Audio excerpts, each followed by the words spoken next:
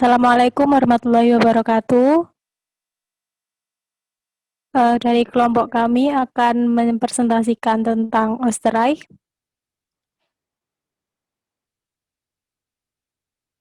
Ayo, slide selanjutnya.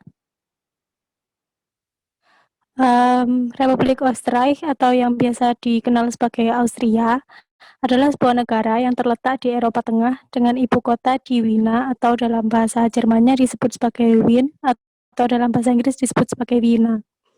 Negara ini terdiri dari 9 negara bagian atau Bundesländer, yaitu Niederösterreich, Oberösterreich, Steiermark, Tirol, Kärnten, Salzburg, Vorarlberg, dan Burgenland.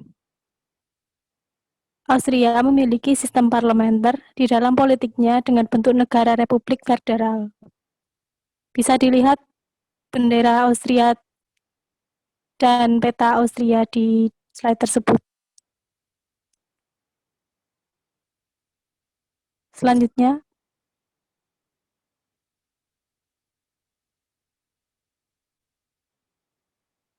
untuk sistem pemerintahan eksekutifnya yaitu ada tiga, Österreicher Bundespräsident atau presidennya.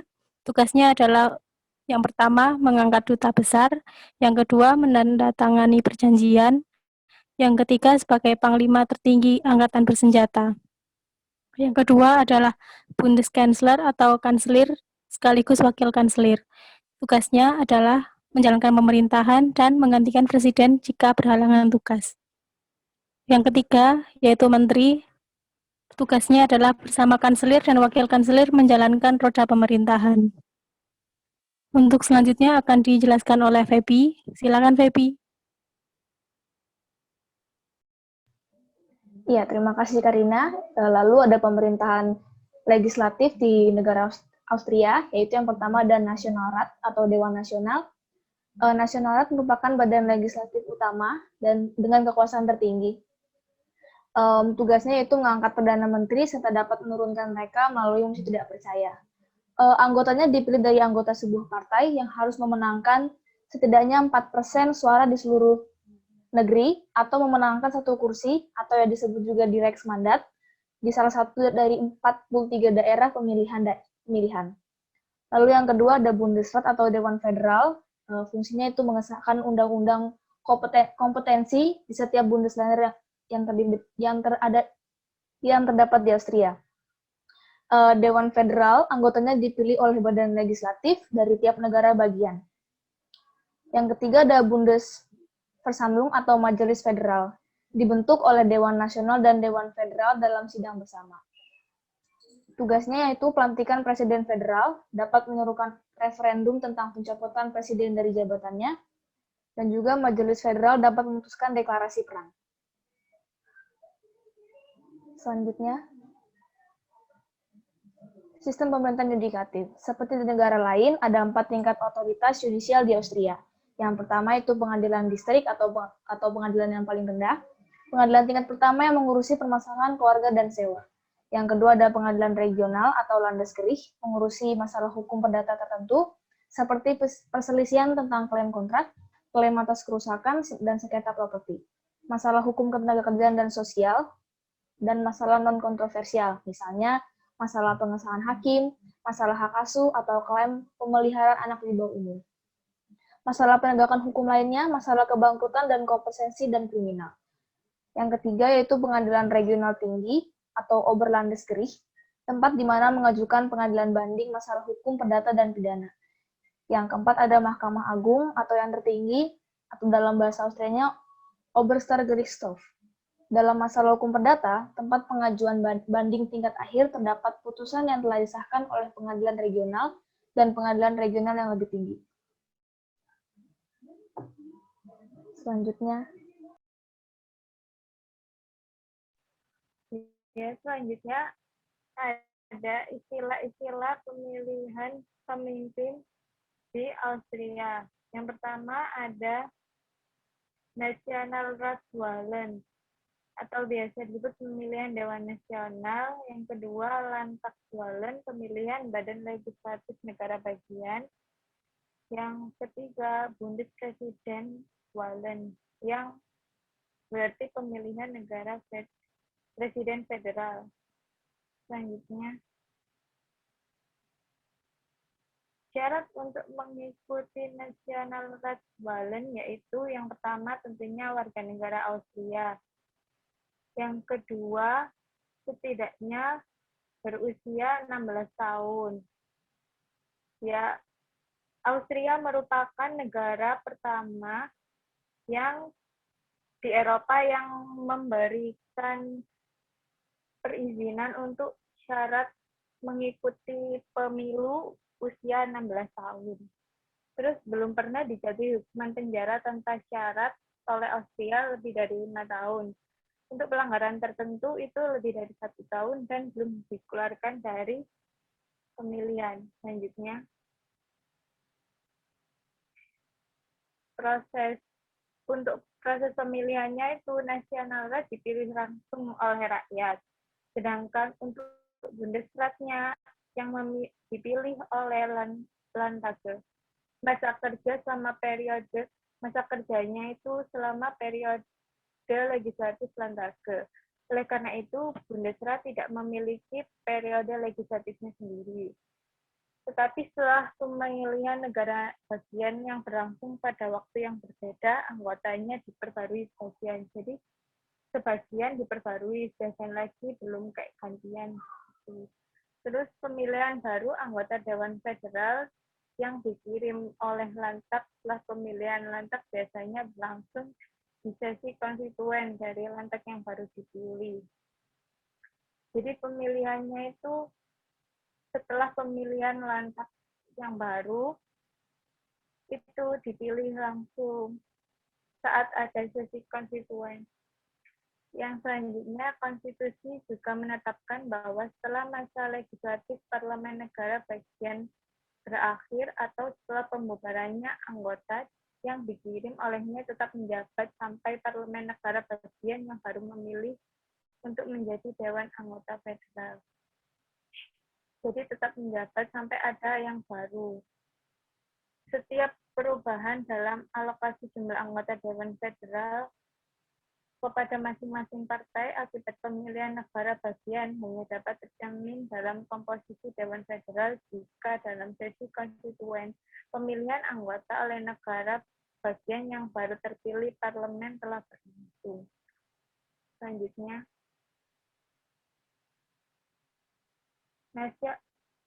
untuk Nasionalrat sendiri memiliki keputusan, yaitu Dewan Nasional dapat memutuskan pembubaran secara hukum dengan mayoritas suara. Dewan Federal tidak memiliki hak untuk menolak keputusan ini.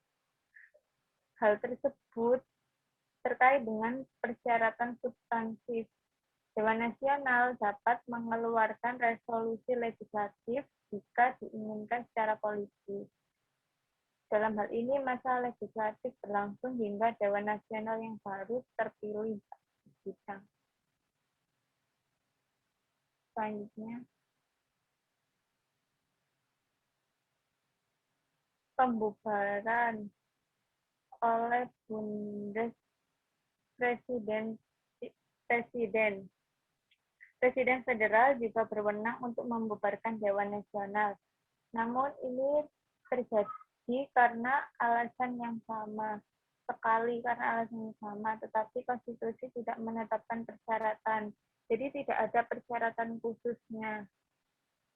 Setelah pemilihan Dewan Nasional, Presiden Federal biasanya mempercayakan calon tertinggi partai dengan mandat terkuat untuk membentuk pemerintahan. Jika partainya tidak memiliki mayoritas absolut, partai tersebut melakukan negosiasi koalisi dengan pihak lain. Setelah negosiasi, Kanselir Federal yang baru mengusulkan masing-masing anggota pemerintah kepada Presiden Federal. Jika yang terakhir menerima proposal tersebut, maka pemerintah federal yang baru akan diangkat dan disumpah olehnya. Hanya orang yang dapat dipilih untuk Dewan Nasional yang dapat diangkat sebagai anggota pemerintah federal.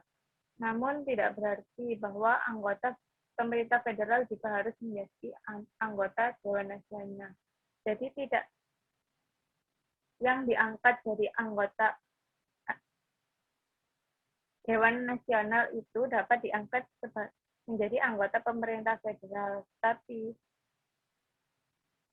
bukan berarti anggota pemerintah federal itu adalah anggota Dewan Nasional. Selanjutnya,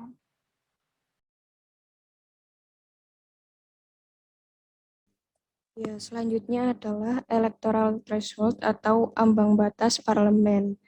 Dalam National Rat atau Dewan Nasional tersedia 183 kursi, sedangkan Bundesrat tersedia sebanyak 61 kursi. Bundesrat tidak dipilih secara langsung, melainkan setiap negara bagian mengirimkan perwakilan yang masing-masing negara bagian dijamin mendapat minimal 3 kursi. Ambang batas atau tingkat dukungan minimal yang dibutuhkan untuk menduduki kursi National Rat adalah 4%. Selanjutnya, kemudian waktu dilaksanakannya pemilihan umum di Austria itu, yaitu yang pertama Bundespräsidentenwahl diadakan 6 tahun sekali. Kemudian National Ratswahl diadakan 4 tahun sekali. Pemilihan umum pada tahun 2019 dipercepat dikarenakan ada skandal, yaitu video skandal korupsi antara Heinz Christian Strache, wakil kanselir Austria, dengan seorang penyokong dana gadungan asal Rusia. Kemudian ini terdapat 5 partai politik yang menduduki kursi dewan terbesar di Austria. Yang pertama adalah Österreichische Volkspartei, kemudian Sozialdemokratische Partei Österreichs, kemudian Freiheitliche Partei Österreichs, Die Grünen, dan yang terakhir Das Neue Österreich und Liberales Forum.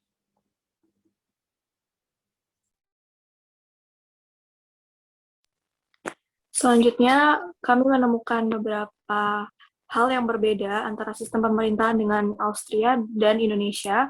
Beberapa di antaranya yaitu, yang pertama, di Indonesia tidak memiliki kanselir dan wakil kanselir seperti di Austria, yang mana itu dapat menggantikan tugas dari presiden itu sendiri saat beliau sedang berhalangan, dan juga dibantu oleh menteri.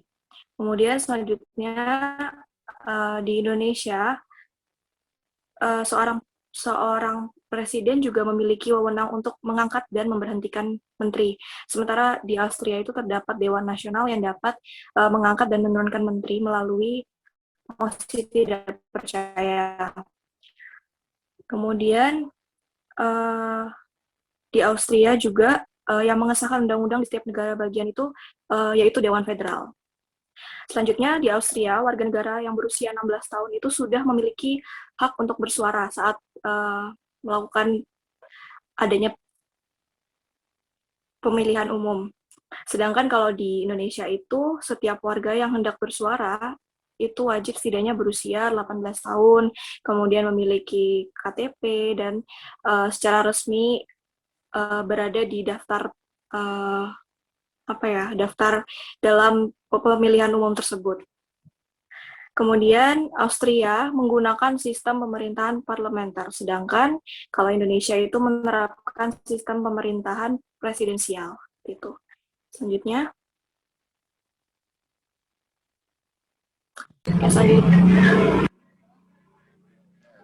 Selanjutnya itu pandangan kita terhadap sistem pemerintahan Austria dan di Indonesia. Menurut kami itu membicarakan masalah tentang manakah yang lebih baik antara sistem pemerintahan Austria ataupun Indonesia itu sama saja, itu nggak ada baiknya menurut kami, karena sistem pemerintahan sendiri menurut kami itu sarang para bandit dan penyamun di Austria maupun di Indonesia.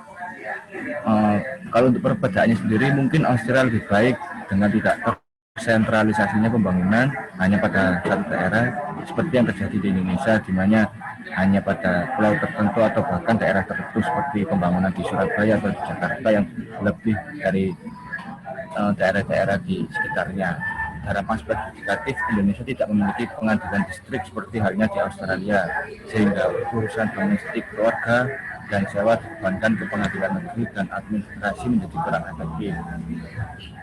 Kemudian untuk masalah Austria yang menggunakan sistem kedaerahan dalam pemerintahannya sendiri juga masih tidak baik jika membahas tentang korupsi. Soalnya sama-sama dapat ditemukan korupsi. Dari tahun 2019, tingkat korupsi di Austria meningkat drastis, padahal di Austria sendiri didirikan Akademi Anti Korupsi oleh PBB. Sisanya tidak dapat kami temukan apa yang lebih baik dari sistem pemerintahan Austria dari sistem pemerintahan di Indonesia. Oke, lanjut.